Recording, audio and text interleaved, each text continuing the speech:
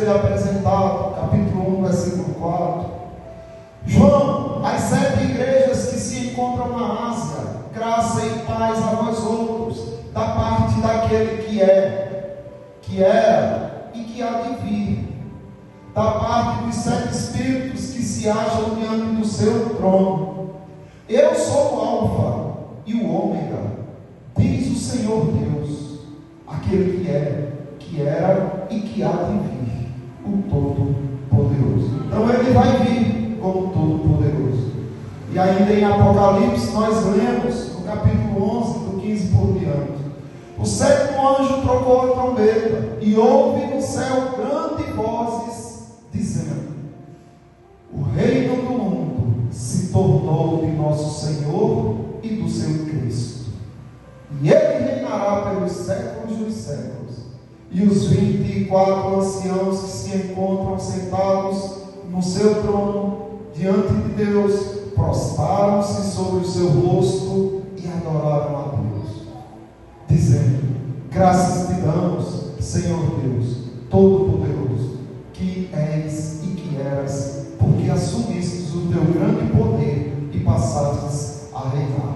Então, meus irmãos, eu quero deixar essa mensagem para que a gente reconheça o nosso lugar como servos, para que a gente reconheça o lugar do nosso Senhor Jesus Cristo como Deus. Quando a gente aceitarmos o que somos e reconhecermos quem Ele é, nós viveremos bem dele.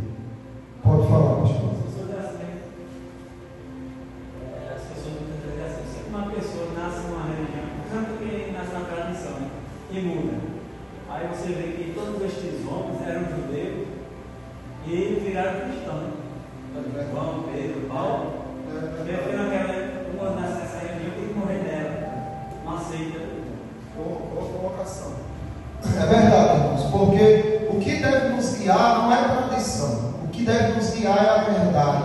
E quando o Espírito Santo nos guia para a verdade, não tem tradição que prevaleça sobre a verdade, tá? É como Paulo disse: nada podemos contra a verdade, senão a favor da verdade.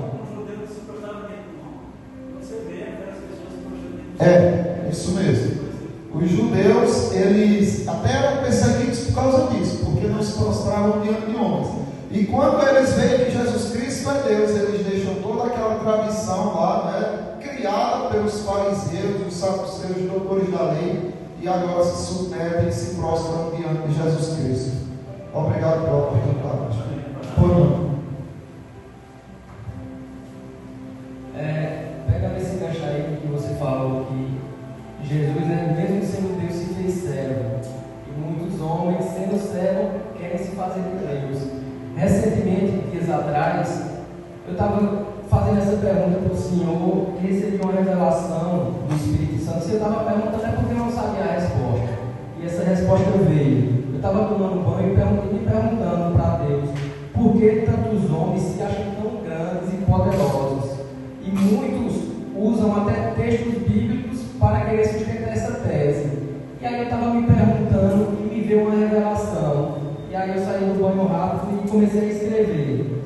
Não está 100% com as palavras que me foi revelada, mas eu creio de 80% a 90%. E eu vou ler aqui para os irmãos essa revelação.